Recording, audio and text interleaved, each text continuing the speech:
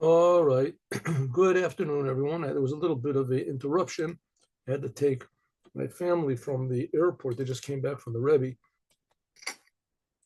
And now, there we go. Ready? Yes. Let's continue with what we learned yesterday in the Dvar Malcthut. The Dvar Malcthut, if you remember, was talking about Abraham. And Abraham was promised, one second, let me just close the door over here. Was promised by God the land of Israel, but he was promised much more than what we have today. He was promised 10 nations, and we only received 7. So, and therefore, so the Rebbe says that therefore we read about this every year to prepare us to receive the other 3 nations. So, what is so important about how much land we get? I mean, if God's the king of the world, just give us the whole world. What does he have to give us only this little part for? Well, God, that's what God decided that this is going to be holy, and the rest of the world would be mundane. And in order for us to Jewish people, this is the land of the Jewish people, right? For us, the Jewish people, we have to prepare to receive this amazing miracle that Moshiach is going to bring. Moshiach, he's going to be the one that's going to bring the other 3 nations, going to give it to us. We have to by making ourselves holy. So we also have to be holy as much as we can, and that's the whole idea of receiving the Torah.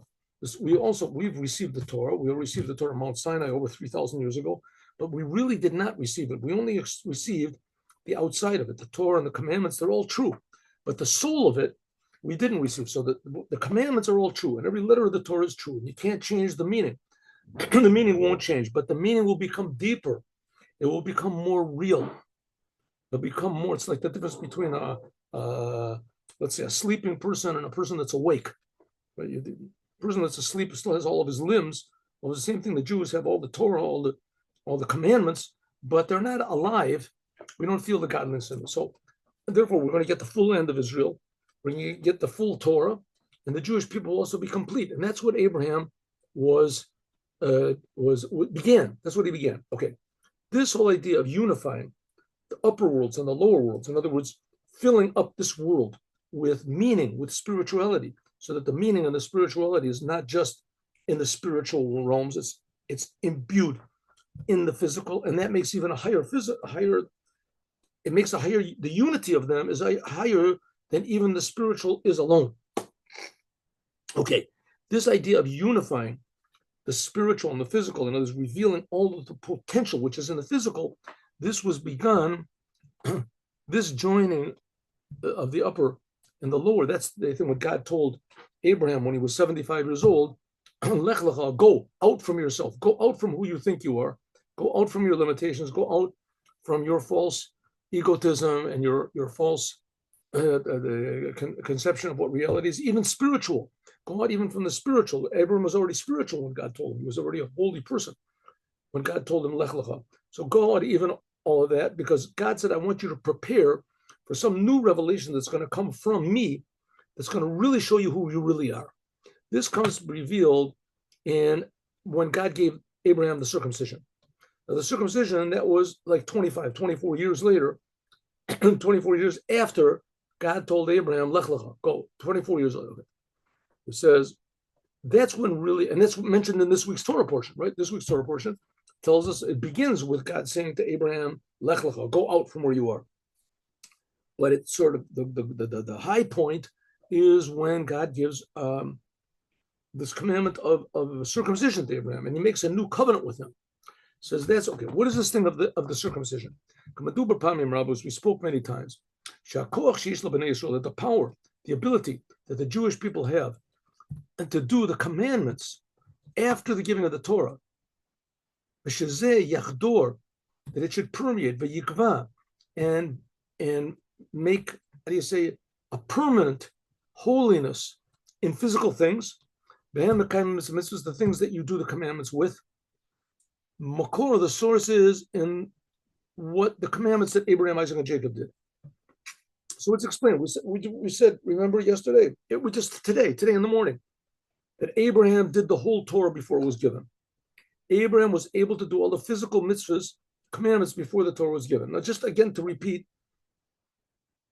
for those who are hearing the first time, or it can't be stressed enough, the whole idea of Judaism, the whole point of the Torah is to show how holy and godly this physical world is. The emphasis is not going to heaven. The emphasis is understanding what heaven is, revealing the heaven, the spiritual inside of yourself.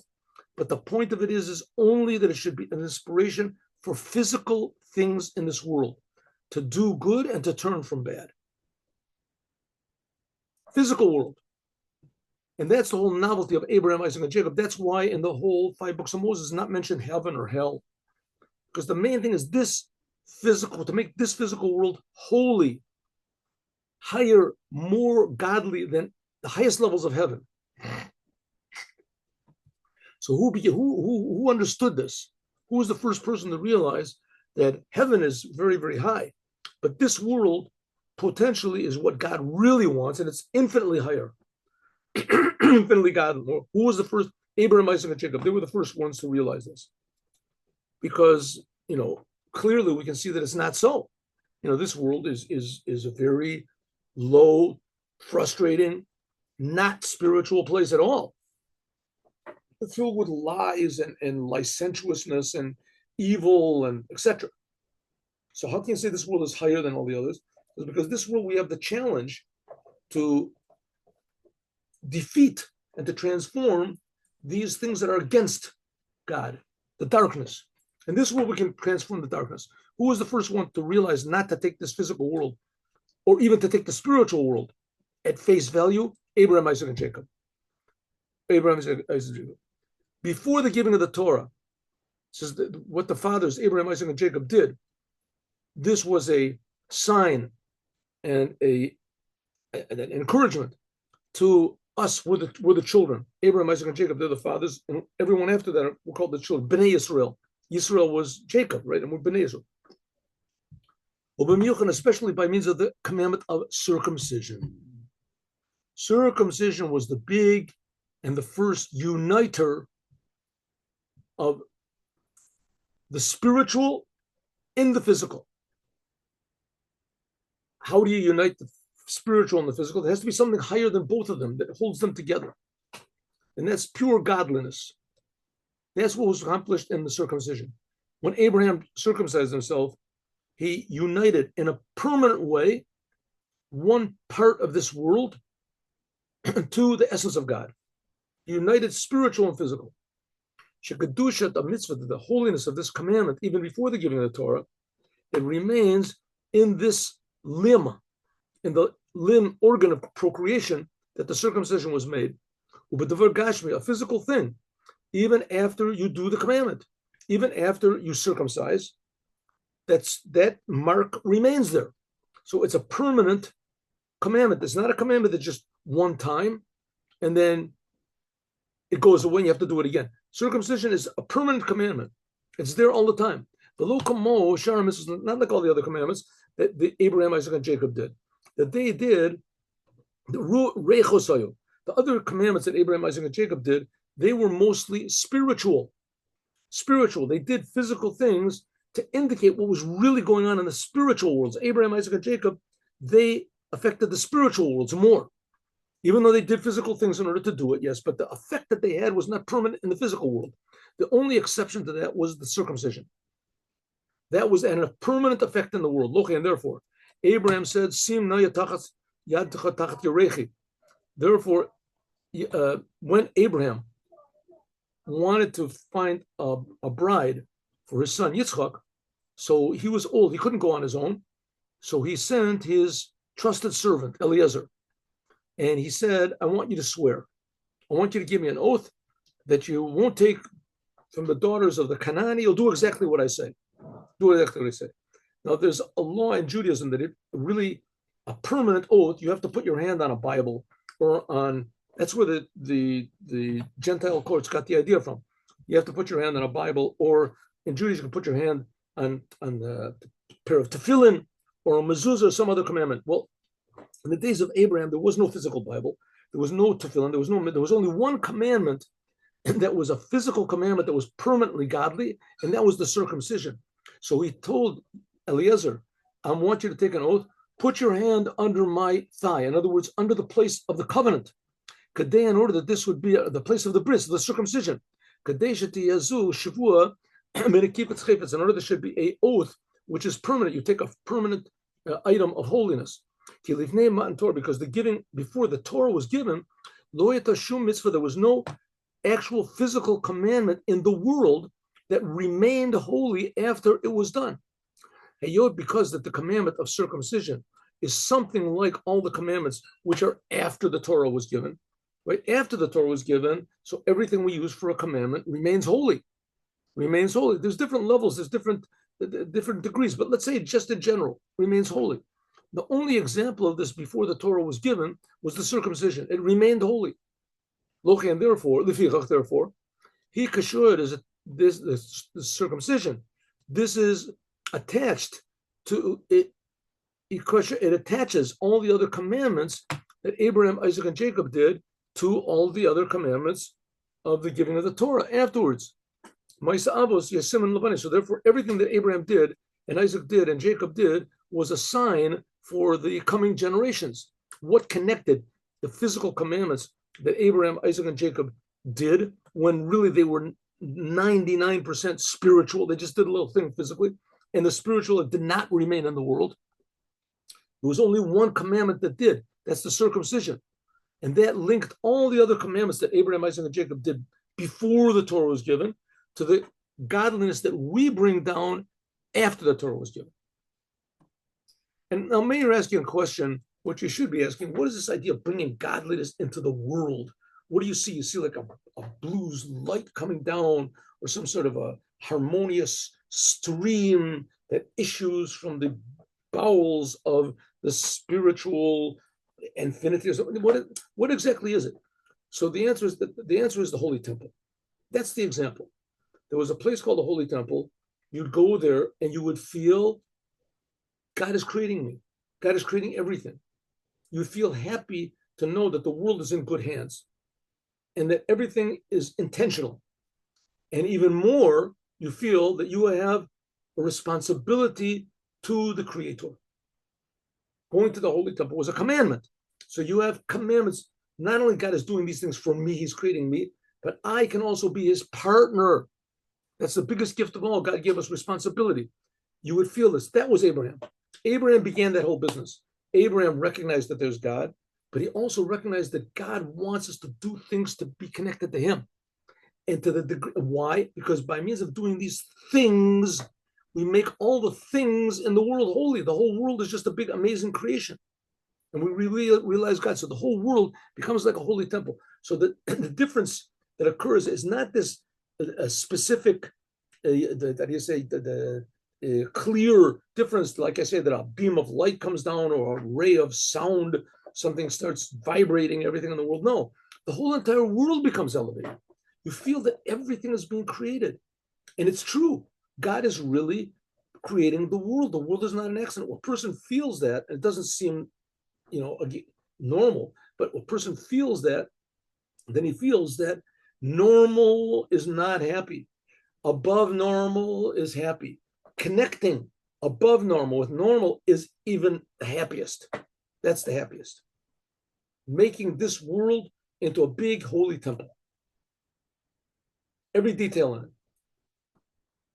Now, again, the Holy Temple was a very dynamic place. The Holy Temple was not a place where you went to, there was big signs, don't talk, don't move, don't do it. Exactly the opposite. There was music there, and they were slaughtering animals, and there was fire burning over there, and people were going in, they were rejoicing. There was music that was being played.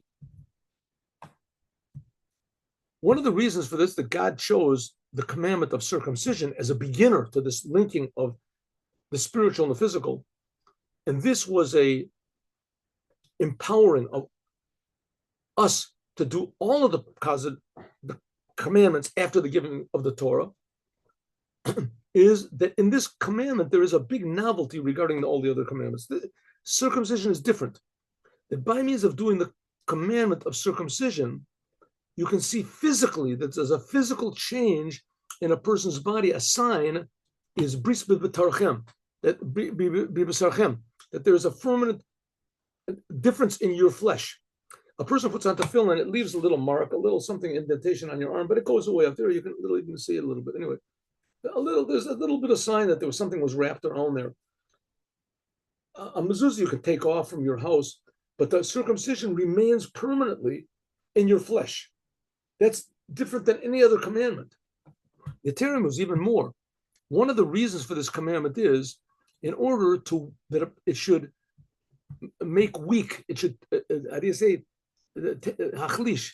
It should weaken the mundaneness, the crassness of this limb. This limb. I mean, all the time in America, especially now, they got these big sex scandals. Sex scandals. What are they? This guy, one guy, Epstein, another guy, this who knows, another person. So you just guys, what type of scandals are these? All of a sudden, you get these people that they were like examples for everyone, right? Everyone was watching them for hours on the movies or listening to their music and hanging on to every word that they said. And all of a sudden, you realize these people are lower than animals. They're just doing the most ridiculous, and a lot of things that they did were at the expense of other people. You know, raping and this and this, the other people, just for their own pleasures. The main pleasures that they got out of this were sexual pleasures. The sexual pleasures that people go, it can make people berserk, crazy. Okay, so there's three ways of looking at this. One way is sex is bad. That's bad. Like all these religions say, you know, if you're a priest, you got to be separate from the world. You have to be, I don't know, a monk or something like that.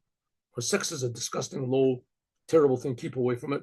Which, of course, that's definitely not true because all humanity comes from sexual relationships. Or you can say the other way around. No, sex that's the answer. That's the whole answer. Having children, that's what's bad. That limits your sexual thing, and you have to be faithful. One wife. There's this sex, whatever. You just go berserk, right? Go whatever you want to. That's so. Then there's the third way. The third way is put the spiritual into the physical.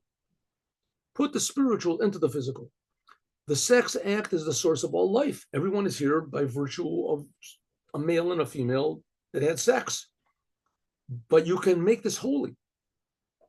The male and the female, if they were married, the male and the female that they decided they want to have children, that they love each other, that they care about the world, they care about the family, they want to make a family.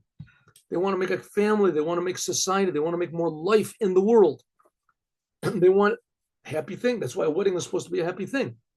So that's the idea of the bris milah, circumcision. Circumcision is specifically in that place, the organ of procreation, because that's a place which is very apt, very possible that it goes out of control. It becomes the proof that God doesn't exist. I do what I want to and I enjoy it. And when you go against God, you enjoy it. Right? And people are having relations with everything that moves, everything. And the Torah is very, very clear that a person can only have sexual relations with his wife. That's all. Male, female. That's it. There are no other sexual relationships. There's no casual sex and there's no homosexual sex and all the other crazy whatever thing, incest and so on. Right? It's not, the sexual pleasure, that's the king. No, it's not so. God is the king and God wants you to have pleasure, to have sex, but only in the way that he says. That's putting holiness into the physical. And that's the whole idea of the circumcision. That is a permanent brit olam. It's a permanent covenant between God and the world. That's why Abraham became the father of the world.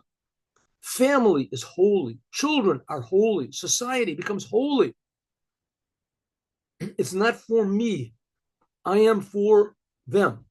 My pleasure is used in order to keep the world going, not just for my own, for pleasure's sake, but often nitzchi in a permanent way, forever. But we can say that the whole entire simple the world, call this as a revelation to all mankind. If the Jewish people show an example that it is possible to use your sexual powers, your sexual pleasure for what God wants, and how do you know what God wants? The Torah. There it is, it says in the Torah, right? Then that changes the whole world. All of a sudden, the world doesn't become so base and so selfish anymore. And that's what's destroying mankind. and can't last long. It has to change because these are eternal values. They're not man-made values. We can say that since that holiness and the eternalness of this commandments, of the commandments of God, are drawn even in physically things and even in the most mundane, crass things, this reveals even more the power of the eternal power of godliness, that it can be drawn down even in the lowest places, even in the places that are most prone to go against God, to be decadent. And instead, you can use even that, right? Not to shun it and say, well, if it brings to such bad things, then it's bad. No, to use it properly. That's the idea of the circumcision. Look, and therefore, this gives the power, like all the other commandments of Abraham, Isaac, and Jacob that they did, that it says, Maisa Avos Siman Labanim, what the Abraham, Isaac, and Jacob did, that empowers their children. This gives us the power to do all of the commandments after the giving of the Torah, that by means of this, holiness is put into the world. So what's the Rebbe saying over here? The commandments are not just Jewish rituals, and that's what holds the Jewish people together. And every religion is entitled to their religions and to their signs, and it's not so. That's not so. That's not so. There are no other religions. There are no other religions. There's the Jews and humanity is supposed to believe in the Creator who's creating them. And there's guidelines how to do this. That's the 7 Noahide commandments. But as far as rich religions go and rituals and commandments, it's only the Jewish people. I mean, today also the only people that have commandments are the Jews.